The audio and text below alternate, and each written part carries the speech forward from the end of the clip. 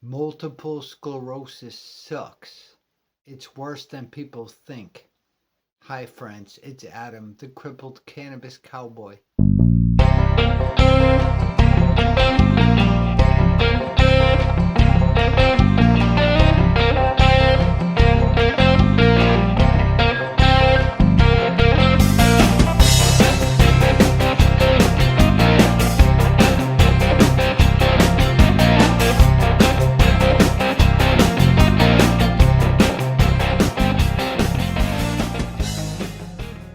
Thanks for watching my video on some of the things that happen to you with multiple sclerosis. Multiple sclerosis affects your brain in several different ways, but that's kind of where it makes sense to where it hits people differently. Some people might suffer from foot drop, some people might get double vision, obviously, you see. Some people can't talk right. Some people get all the above. Some people are very spasmodic, if that's the word.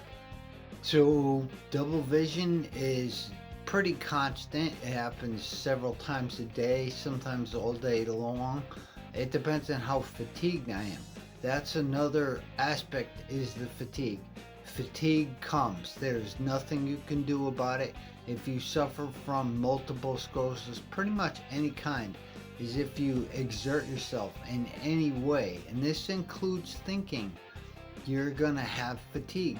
And when fatigue sets in, there ain't nothing you could do about it, man. You gotta just sit through it and let it pass, because you get super weak, your legs get super weak, walking becomes impossible. It's like fatigue. It's exactly what the word kind of means, word for word. Another thing that happens to me very often is spasticity, if that's the word I'm looking for. I have spasms literally all the freaking time, every single day, several times a day. They typically happen for me, they typically happen in my feet, in my legs, sometimes in my back. So I noticed that my butt and my hamstrings, they go really tight, and when they do, there's nothing I can do about it. I gotta sit through it. That's actually like everything with multiple sclerosis is you gotta see through it, sit through it when these things happen to you. And there are medications, there are drugs that can help you with the spasticity, but I have my own reservations about overloading my system with medications. I can see where medication can help in certain cases, obviously many other things, but for me, I I would rather not overload my body with some kind of drug. There's a drug called baclofen. There's a drug called gabapentin, and for example, for me, I have to take about 10 to 12 pills every single day, several times a day, to feel normal. And I mean, that's not cool with me. I mean, it is what it is, but I chose not to do it because I smell something. I smell something else. I smell there is a way out of this, provided you're in the right environment. You will notice that if you develop MS, you're going to hear several things from your doctors. And the two big ones are your intake, your food, and your environment. What's it like around you? Are people arguing? Is it negative and stuff? Those things severely affect you. If it's too hot, that's bad. There's something called the Uthoff's phenomenon. That's horrible. I've had it so many times, and you definitely don't want the Uthoff's or Uthoff's. I don't know how to say it, but you don't want that phenomenon. It can happen in the shower. It can happen in the bath. Typically from warmness brings that upon you. And when things get too warm, it's like the Wicked Witch of the East. I'm melting. You can't move an inch, because you're in this Uthoff's phenomenon, Uthoff you can't do shit, man. It's horrible, and I feel bad for anyone that experiences it. But from what I noticed for myself, I have to pay extra close attention to the hot, and I have to pay extra close attention to the cold. The heat can make you die, and the cold can not only make you die, but it you're very susceptible to the heat and cold. I noticed that for me, being on the colder side is a little better than being on the warmer side because I can always put on another sweatshirt and stuff.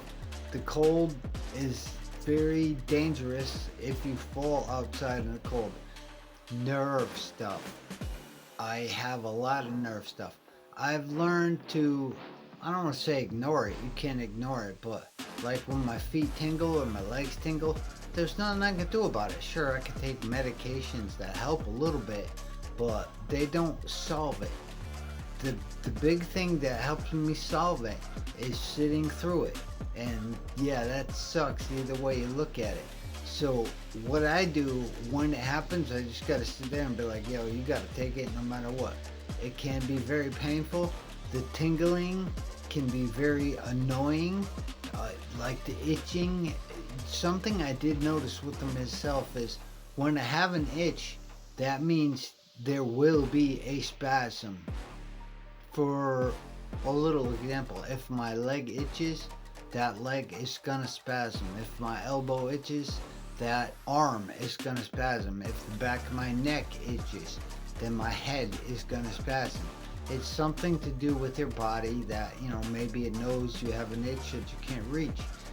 Even reaching the back of my head can be borderline impossible sometimes because it causes this kind of like euphoric feeling when you move your head, particularly side to side, like looking left and looking right. Your eyes don't zero in fast enough, so the double vision goes out the freaking window. Because say you look left quick and then you gotta look straight again. Your eye takes a little while. One eye takes a little while to center in, and there's always one eye that looks better at stuff than the other. Obviously, I can see a little better with this eye than this eye. Both eyes together, I can't see shit. I can't read stuff. There are incidents where it's like I'm trying to look at a digital clock on a microwave. If I'm in fatigue and it's nighttime and it's, MS is at its max, I can't even read a clock that's a foot in front of me. That can be annoying. I noticed that my emotions, how I feel about myself or the environment I'm in or something, has a huge influence on what's happening to me. Like if you're around people that are arguing a lot or you're around a lot of negativity, it's going to bring out the worst that multiple sclerosis can muster. There's going to be a lot of people that don't believe that, but the proof's in the pudding, man. If this is happening to me, it is very real. And what I noticed as far as the arguments go, and as far as like people barking and saying stuff, the news is one thing because there's so much bad stuff going on the planet. I have to limit myself in order to not let these emotions hit me so dramatically.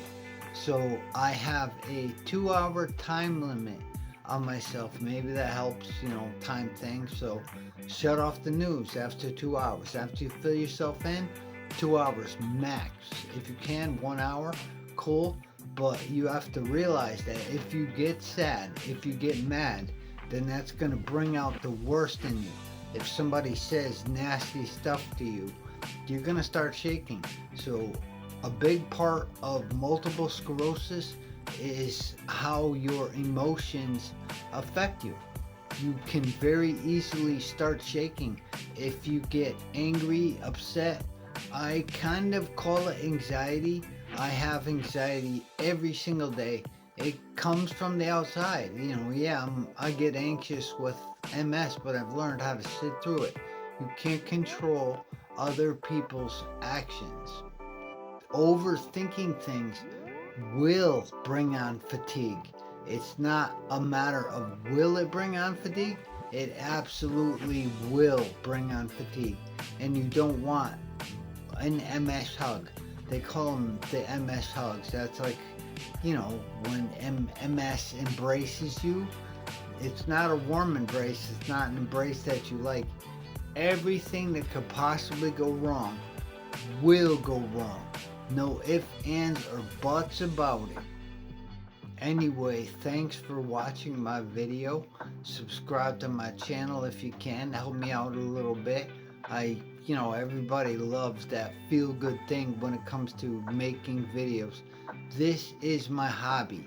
Everything changes. And one thing I always say to myself is everything that's going on with you and everything you do right now at this moment is just for now.